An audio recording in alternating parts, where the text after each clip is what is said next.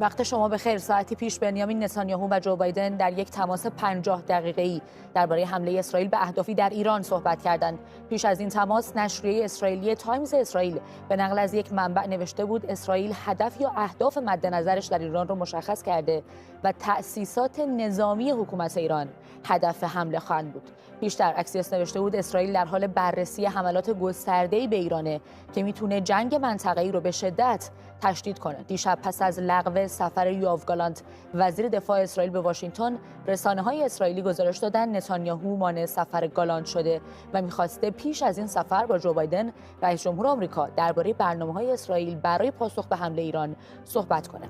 این خبر و خبرهای دیگر رو در طول برنامه با تیمی از کارشناسان و خبرنگارانمون بررسی می‌کنیم، اما پیش از هر چیز بریم به تل‌آویو، جایی که بابک اسحاقی اونجاست. همینطور در پایتخت ایالات متحده در وزارت خارجه سمیرا قرایی به ما می‌پیونده تا بیشتر صحبت بکنیم در باب همین موضوع. بابک، در حالی که تنش‌ها بین حزب الله و اسرائیل در جریانه، حالا با تماسی که بین بایدن و نتانیاهو اتفاق افتاده، به نوعی شاید بشه گفت شمارش معکوس برای حمله احتمالی به اهدافی در ایران هم شروع شده.